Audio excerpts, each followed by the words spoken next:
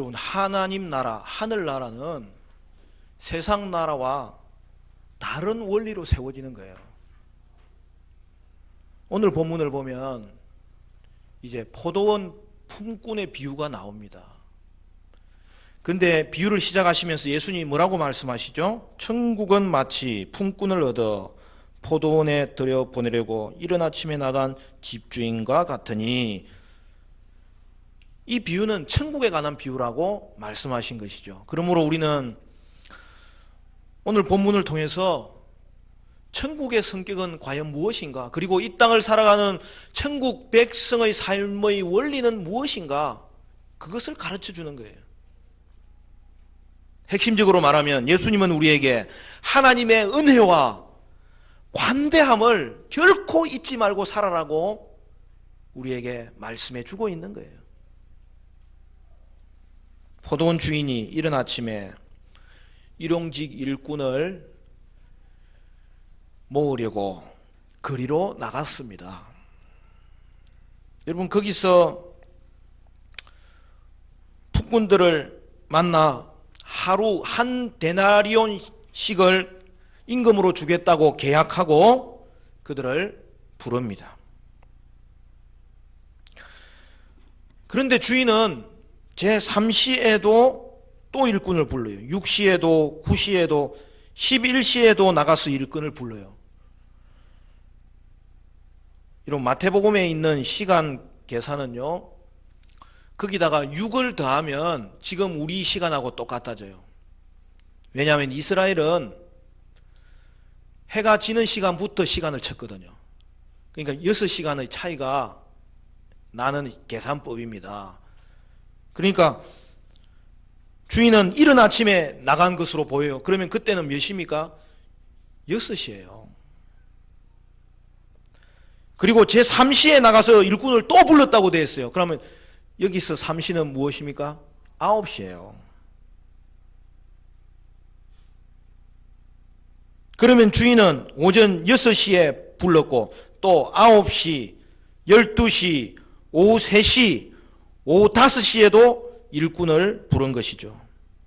그리고 해가 질 때, 즉 오후 6시에 일을 마감하고 청지기들에게 명하여 품꾼에게 약속한 대로의 임금을 지불하게 했던 것이죠. 여기서 특이한 사실은 주인이 오전 6시부터 일꾼을 불러 포도원을 경영하면서 3시간씩 일꾼을 부른 거죠. 그런데 여기에 하나 3시간씩 부르지 않은 것이 등장합니다. 언제죠? 마지막이죠. 마지막에는 오후 6시 되면 일을 그냥 마치면 되는 거예요. 그러나 주인은 다시 한번 2시간 만에 마치기 1시간 전에 오후 5시에 일꾼을 한 번 더 부르러 나갔던 것을 볼 수 있습니다. 그리하여 마지막에 부름을 받은 일꾼은 1시간만 일을 하고 마무리를 한 것이죠. 주인은 하루 반나절이 다 지났어도 왜 일꾼을 부르러 나간 것입니까? 주인이 나가보니까 그때에도 장터에서 놀고 서 있는 사람들이 있었던 것이죠. 그들은 그때까지 일을 못 찾고 있었어요. 그리고 주인은 왜 날이 저물어가는 오후 5시에도 또 다시 일꾼을 부르러 나간 것입니까? 나가보니 어떤 일이 있었어요? 그때까지도 일을 못 구하고 길에 서 있는 사람들이 있었던 것입니다. 그래서 주인이 어떻게 합니까? 주인은 일 없이 서 있는 사람을 그냥 둘 수가 없었던 거예요. 결국 주인은 그 시간에도 그들을 일꾼으로 불렀습니다. 이것은 주인이 그들이 필요하기 때문에 부른 것이 아니에요. 그들의 형편을 불쌍히 여겼기 때문에 그들을 고용한 것이죠. 일감이 없는 사람에게 일할 수 있는 기회를 주기 위해서 주인은 일부러 시장으로 나갔던 것입니다. 여러분 3절을 보십시오. 우리 3절은 같이 한번 읽어볼까요? 3절 시작. 또 제3시에 나가보니 장터에 놀고 서 있는 사람들이 또 있는지라. 여기 보면 주인이 나가보니 사람들이 서 있었다 그렇게 말씀하죠. 근데 여러분 여기서 나가보니란 말은 이게 두 개가 다 떨어져 있는 단어예요. 나가서 봤다는 거예요. 우리나라는 말은 좀 수월하잖아요. 저 한번 나가봐라 그러면 그냥 나가는 게 나가보는 거하고 같은 거예요. 먹어봐라 그러면 그냥 먹는 게 먹어보는 거예요. 근데 영어 성경에도 번역이 그렇게 돼 있고 성경 원문에도 그렇게 돼 있는 뜻은 뭐냐면 나가서 보았다고 할 때 이 보았다는 말은 찾았다는 뜻이에요. 주인은 일거리가 없는 사람이 혹시나 있는지 나갔을 뿐만 아니라 찾아봤다는 거죠. 그러므로 찾는 주인이 있었기 때문에 마지막에 부름받은 자는 결국에는 일할 수 있는 기회를 얻게 되었다는 사실이죠. 주인은 그날의 일을 마무리하면서 그들에게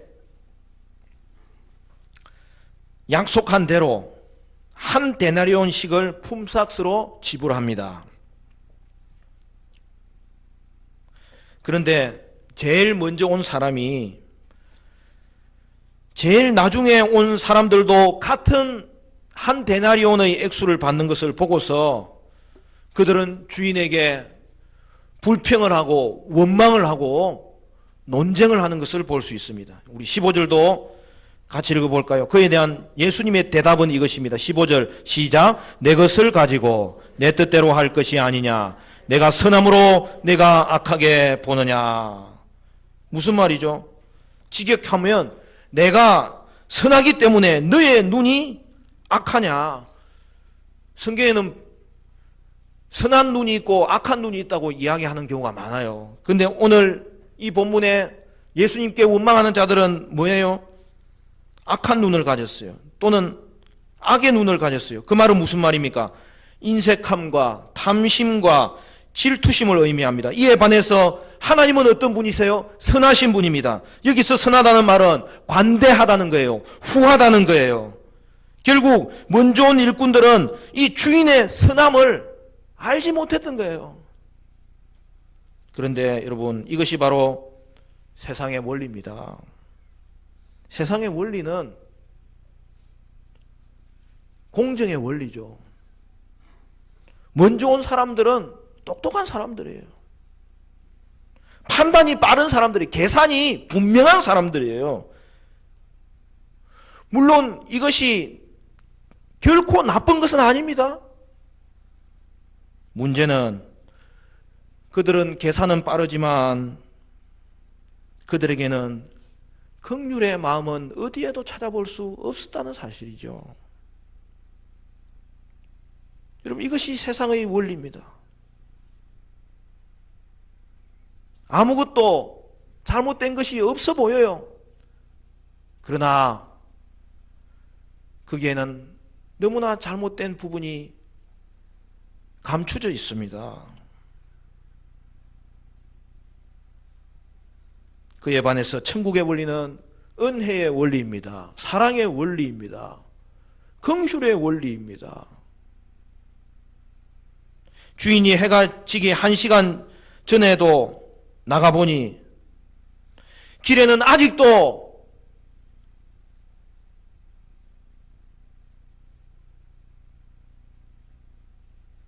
일을 찾지 못해서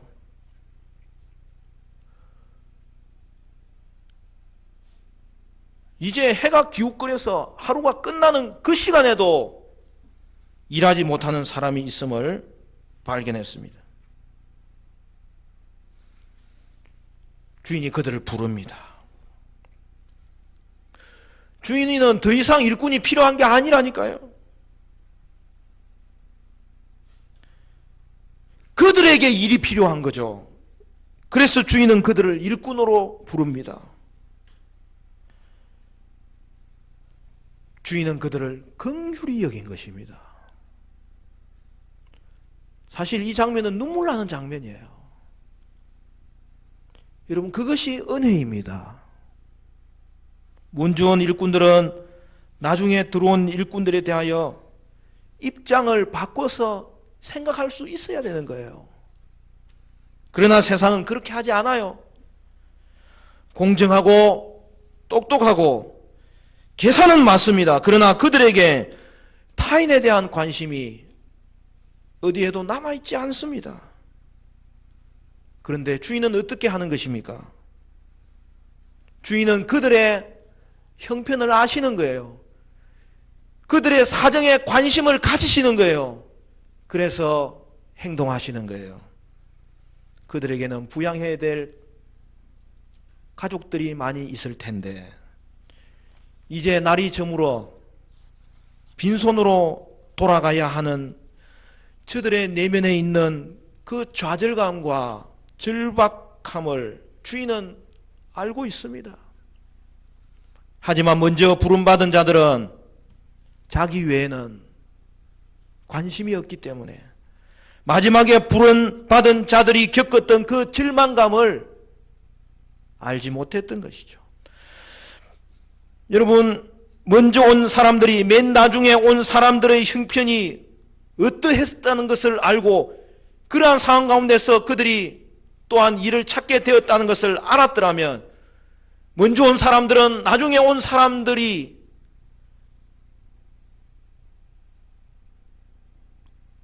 눈물을 흘릴 때에 그들도 동일하게 감사의 눈물을 흘렸을 것이 분명합니다. 그러면 사랑하는 성도 여러분, 일이 없어 마지막까지 길에 서 있다가 주인에게 뽑혀온 이 일꾼들은 누구를 말하는 것일까요?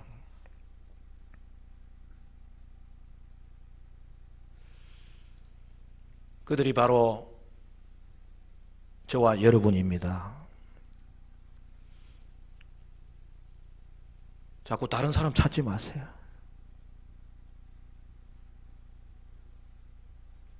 성도 여러분이 예수님이 나가셔 찾으셨기 때문에 마지막에 부름을 받고 포도원에 들어온 그 품꾼입니다.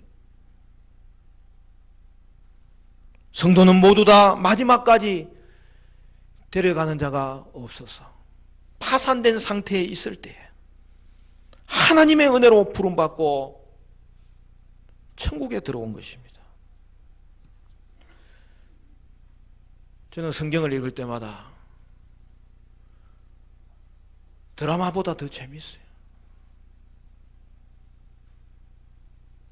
맛집에 가서 음식 먹는 것보다 성경이 더 맛있어요. 저는.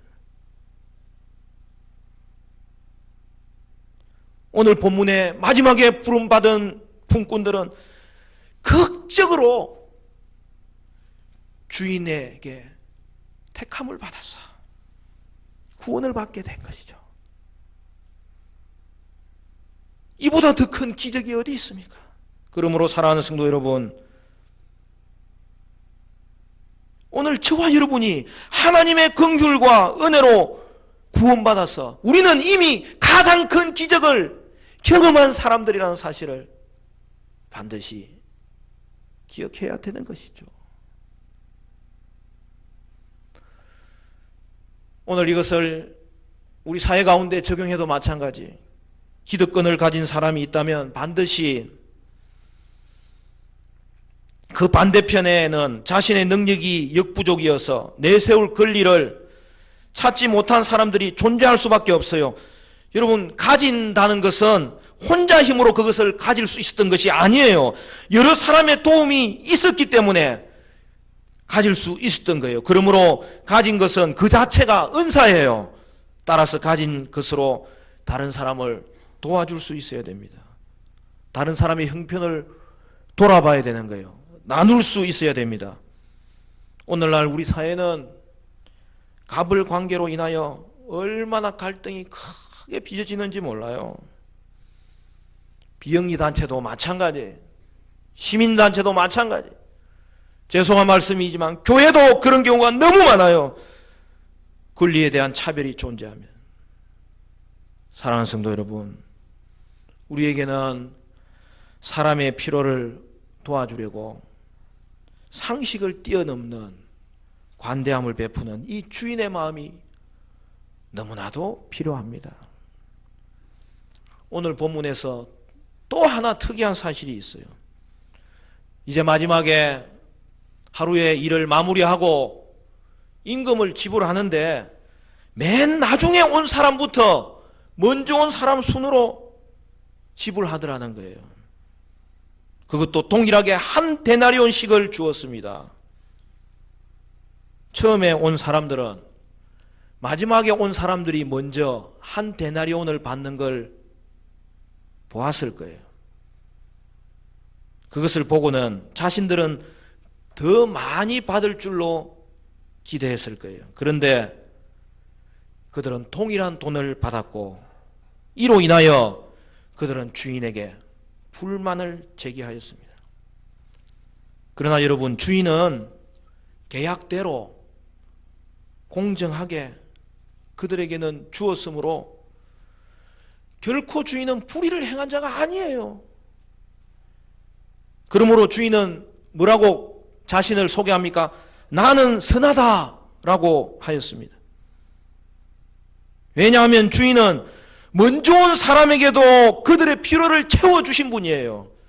그리고 나중에 온 사람들에게까지 그들의 필요를 채워주었기 때문입니다. 결국 먼저 온 사람도 주인이 불러줬기 때문에 은혜를 입었고, 맨 나중에 온 사람은 더 큰 은혜를 입은 것으로 모든 품꾼들은 주인의 은혜를 입었던 것이죠. 그런데 주인은 왜 맨 나중에 온 사람들부터 품삯을 준 것입니까? 이는 돈의 문제가 아니라 우리 주님은 마지막에 온 자들을 위로해 주신 것이죠. 우리 주님은 맨 나중에 온 사람들이 기회를 얻지 못하고 마음 졸였던 그 열악한 상황에 있었던 것을 아시기 때문에 그들에게 임금을 먼저 줌으로 그들의 마음을 헤아려 주신 것이죠. 기회를 얻지 못할 때에 상처를 받은 사실을 주님이 아시기 때문에 주님은 그들을 향해서는 더 위로가 필요했기 때문에 주님은 돈의 문제가 아니라 그들에게 대한 관심을 이것으로 표현해 주었던 것이죠. 우리가 주의 일을 할 때도 마찬가지예요. 제가 어떤 분은 보면 주님의 일을 할 때에 또 마음을 너무 많이 쓰는 사람이 있어요. 그런데 여러분, 우리가 주의 일을 할 때 마음 쓰는 것을 하나님은 다 알고 계세요. 여러분이 마음고생할 때 하나님은 다 알고 계시고 세고 계시는 거예요. 그리고 주님은 그것을 위로해 주십니다. 하나님은 여러분의 마음을 헤아리시고 알아주시고 인정해 주시고 갚아 주십니다. 먼저 일할 수 있었다는 것은 여러분 건강했기 때문 아닙니까? 그러므로 여러분, 주의 일에 쓰임 받는 것은 그 자체가 은혜예요. 주신 것이 있기 때문에 쓰임 받은 거예요. 주를 위해서 일하는 것은 여러분 그 자체가 은사고 그 자체로서 하나님께 감사해야 될 내용이에요. 사랑하는 성도 여러분, 하나님은 선하십니다. 특별히 여러분 자신들을 향하신 하나님의 그 놀라운 은혜로 인하여서 하나님은 선하십니다. 하나님은 오늘도 마지막에 부른 받을 자들을 위하여 지금도 찾고 계심으로 말미암아 마지막에 부름받은 그 품꾼의 자리에 또 다른 사람을 나가서 찾고 그들을 데려오시기 때문에 지금도 하나님은 선하십니다. 오늘 우리가 이 사실을 알지인데 이 땅을 살아갈 때에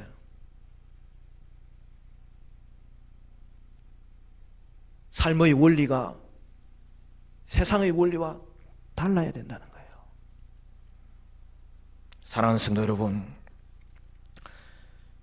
여러분은 주님이 주신 이 기적 같은 은혜를 감사할 수 있기를 바라고, 험한 세상 가운데서 여러분도 은혜와 관대함을 실현하는 자로 주께 쓰임받아서 그러한 천국 백성으로 이 땅을 살아가시고 그러한 천국 공동체로 우리 교회는 쓰임받을 수 있기를 주님의 이름으로 축원합니다.